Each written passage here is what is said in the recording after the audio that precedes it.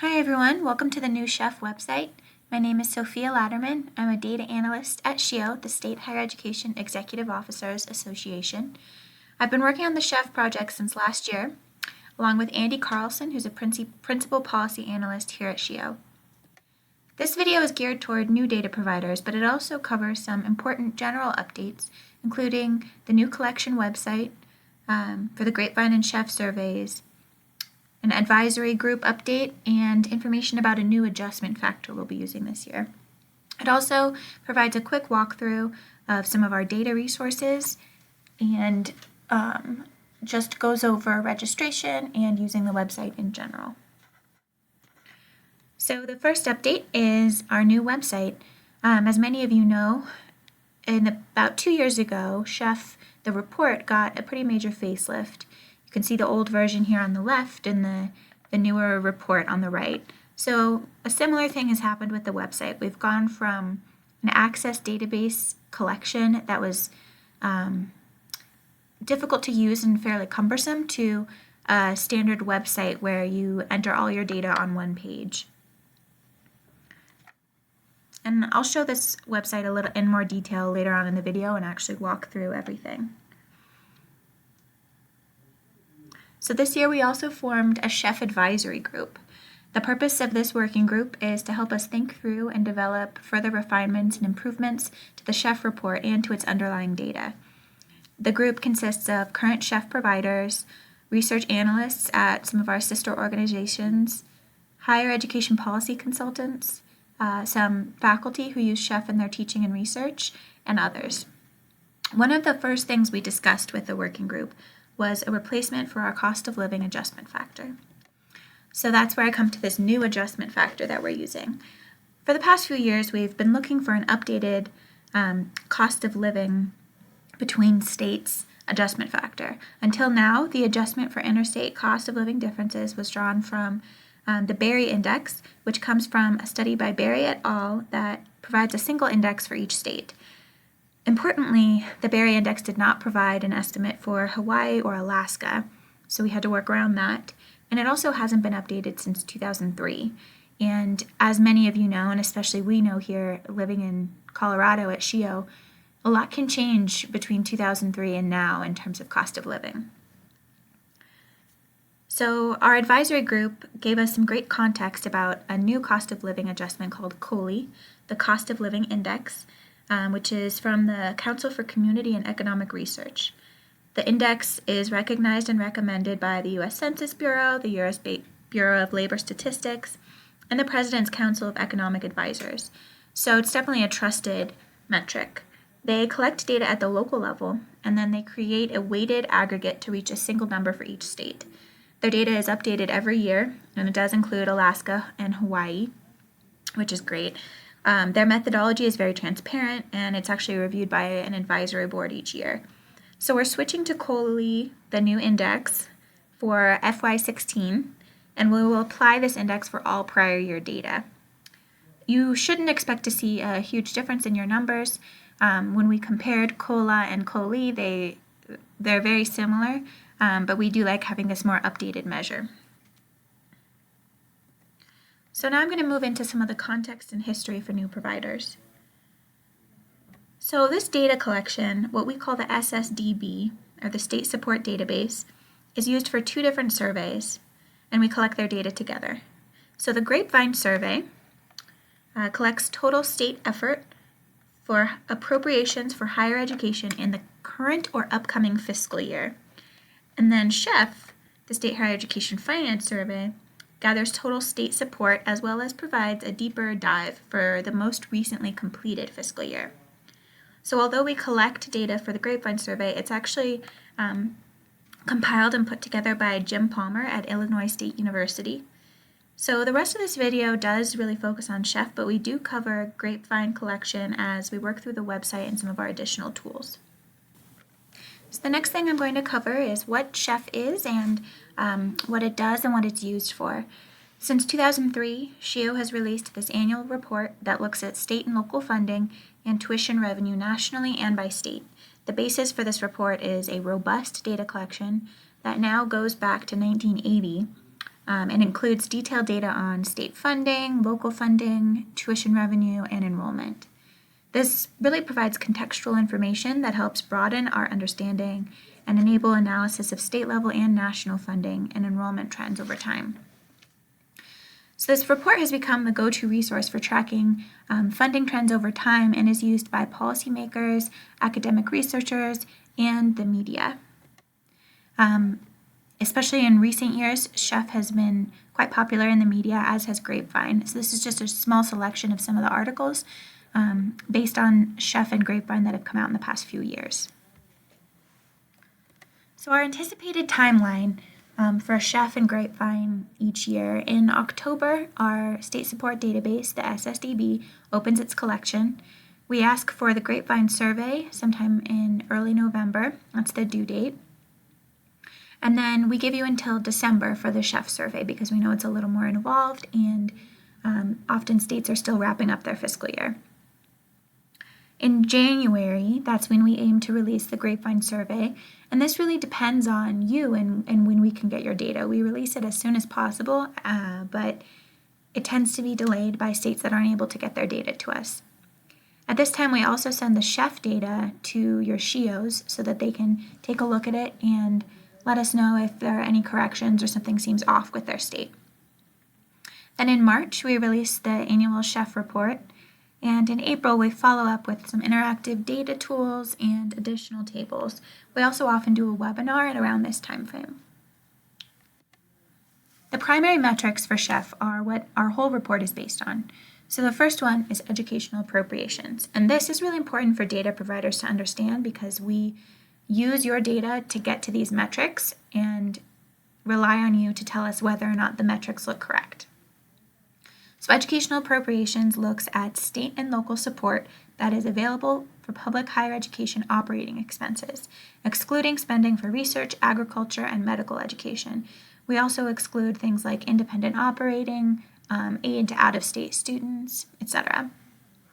Net tuition revenue looks at the in-state and out-of-state tuition and fees that are collected at public higher education institutions, subtracting all financial aid that comes from the state. We do not subtract financial aid from federal sources like Pell Grants. So we always say SCHEF is not a student-focused net tuition vessel. So this also subtracts institutional tuition discounts and waivers and medical school tuition and fees. And then total educational revenue is just the sum of those earlier two measures, but we do subtract tuition revenue that was used for capital debt service. Student share is essentially the percent of the total educational revenue that is coming from net tuition. So how much the students are contributing, although that does again include federal funding.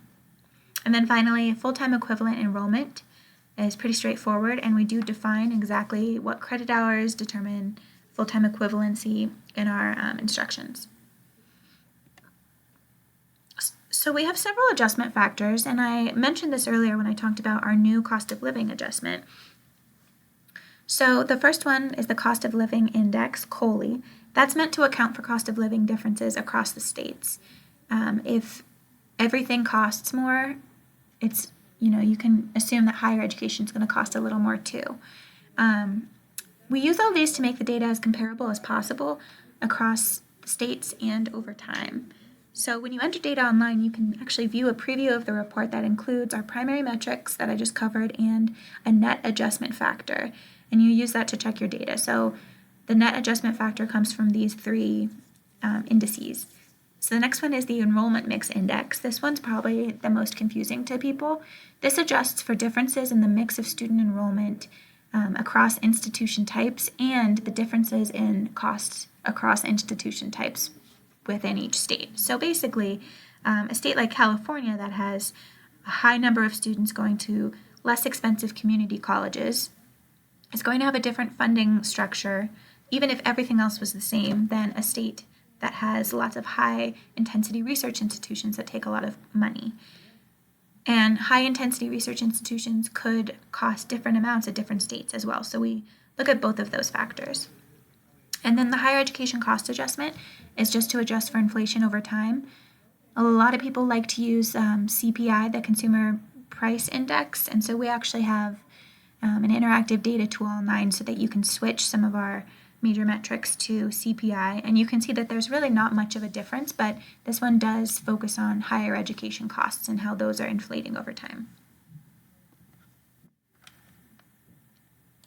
So at this point, I want to just quickly show the report for those of you who haven't seen it. This is last year's report. Right here you can see our wave chart. There's no data on it, but that's probably the most common thing that people see about this report. So there's a lot of information in here. We go through measures, methods, and analytical tools, and I think this is really great context for anyone entering data, because you can see what we're doing with your data. And then we start with national data. So this is completely unadjusted. It's just an aggregate of what you give us. And we're looking at the different sources and uses here. And then we take the unadjusted data and we adjust it for inflation only. So you can see the difference that that makes. And then we also put it to be per FTE so that you compare on a per student basis, and we show you the difference there. And then after that section, we go into interstate comparisons. So this is what a lot of your data will end up looking like. We have these big tables that show each state's data. These are adjusted by all three of our metrics. And for each one, we have an accompanying figure.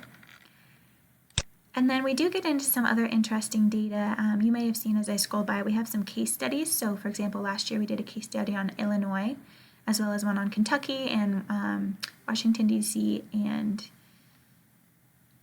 Puerto Rico.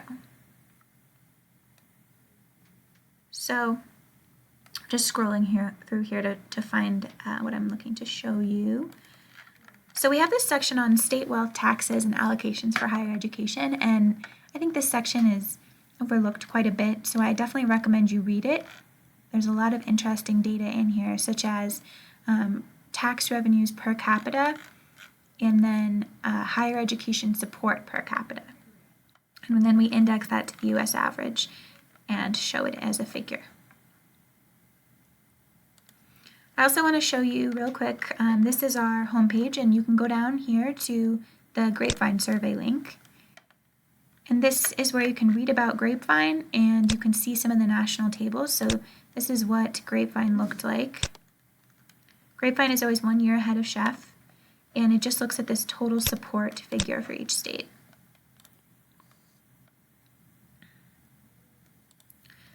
So this is what our instructions look like. I'm not going to read through the whole thing, but this is really created for data providers, and so I hope you take a look at it. It walks through our new website and registering, so there are specific instructions in here.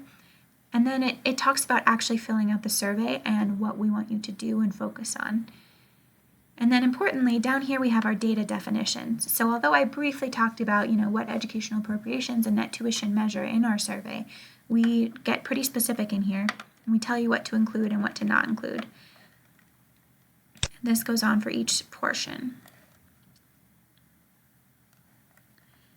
I want to share just a couple quick tips as well.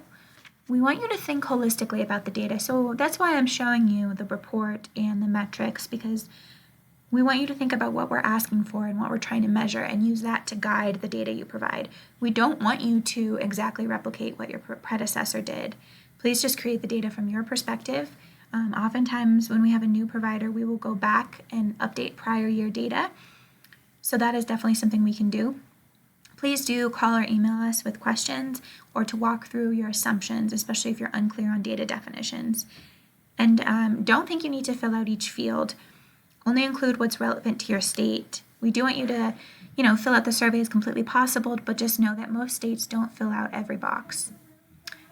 We also, in terms of filling it out completely, we don't want you to kind of do some of our work for us. So for example, if you are familiar with the data collection and you know that we remove medical student FTE, you might just exclude that in the beginning from your gross student FTE. But we actually do like to collect that data, even though it might not make it into the final report. We're hoping to do more analyses with some of these data, and so we really need that stuff to be really strong as well. So we want you to provide the sector split breakdown. That's really the only thing we want you to do for us because we can't do that from your data. And then finally, save often, especially because this is a new website and there have been some errors with connecting to our database. It says, whoops, looks like something went wrong, and it's a one-time error, so you can just refresh and try again, but you do lose any work, unfortunately. So save often. So with that said, I'm going to go to the data collection website. So this is just what it looks like. The first thing you'll want to do is register. So you can either click here or up in the top right, you can click register. And I'm going to walk through and show you how easy it is to register using Northern Marianas Islands because we don't collect data for them yet. So the registration code is here just so no one accidentally registers for an agency. It's Chef 2016. And if you don't enter the correct code, or you're using email address that's already been used, or pick an agency that has already been selected, you won't be able to register. Once you register or log in, this is the page you'll see. This is our guidelines page, which you can always get to in the top left here. So this shows you a lot of information like deadlines, which will be updated each year. And then it goes through some general instructions, like, for example, enter appropriations, not actual expenditures. Make sure to check the boxes that indicate that you're finished. And if you're unable to provide actual figures, you can provide an estimate and then leave a comment in the appropriate year box letting us know that you estimated. And then we want you to enter a 0 if you don't have data for a particular entry, so it doesn't pull through as null and we know that it's intentional and not an oversight. And then once you publish your data, this is a new feature, the data entry page will be locked, so you won't be able to enter data anymore, and you can always make changes by contacting me and I will temporarily unlock your data. This is just so that we don't go ahead and publish a version of the report that does not have your most recently updated data. So you can fill out the survey through this link up here or down here.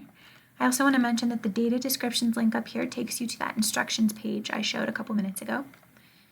You can also look at your information, and this is where you can change it. So if you have a new provider coming in, they can put in their name, email address, and password. We do want you to use a specific name and email address to use so that we can use it to contact you if necessary, and we can always help recover passwords if needed.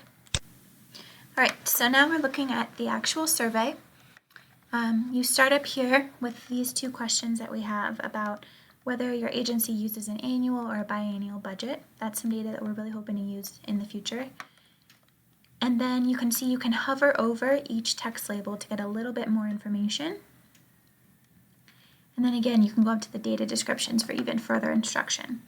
So you'll see here we have fake data, so don't mind the numbers, but 2012 to 2016 are shown here. You can edit any prior data and it updates automatically. 2017 is the grapevine year that you'll be entering data for, all the way through here, through the sector breakdown. You can also go ahead and update your chef data, which is 2016 at this time, but you can wait until after grapevine is submitted to do that as well. So you can enter comments for the grapevine survey right here, and then check this box to indicate it's complete, and save and continue, or save and exit. So then for the chef survey, again, you'll start up here, but you'll start at 2016 and update this information. You know, maybe it's changed a little bit.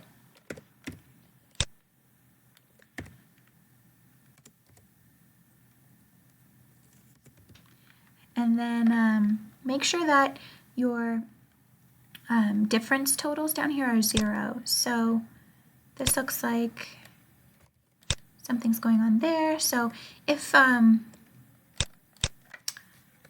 you aren't able to categorize your data, please put it as uncategorizable, and then we'll have that 0 and we'll know that you just weren't able to categorize it.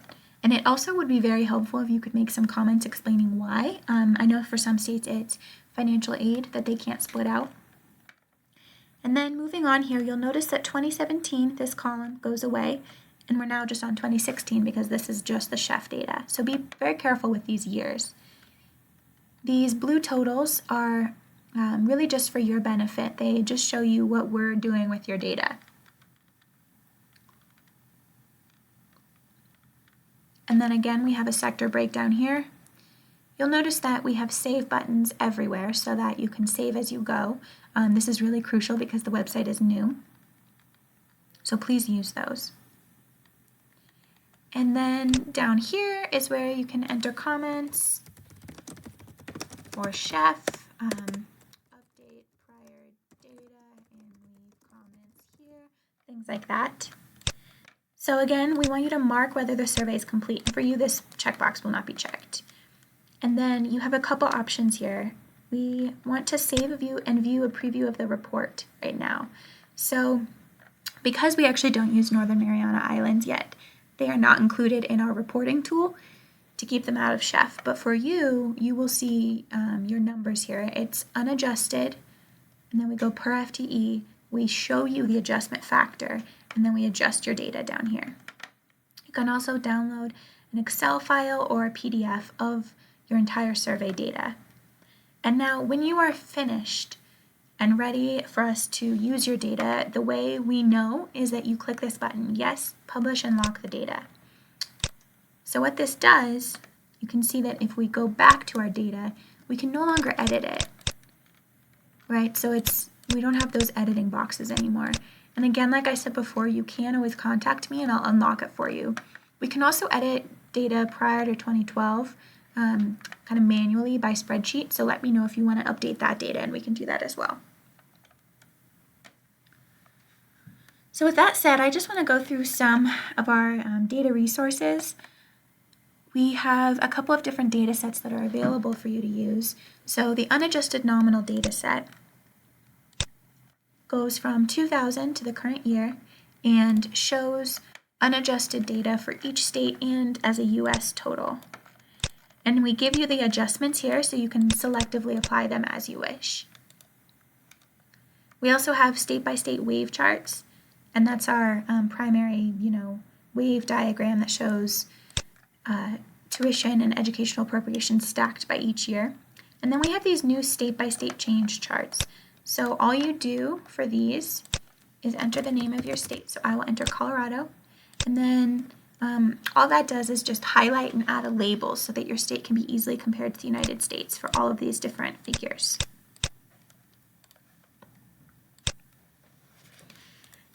And then our biggest thing is through Tableau. We have a whole bunch of interactive data. The About tab and the Data Adjustments tab will tell you a lot about the data. And then we encourage you to really look at all these different maps and all the different data. It's pretty interesting. So we have maps showing appropriations, tuition, total revenue. Darker means it's higher per FTE in the state, so you can kind of compare.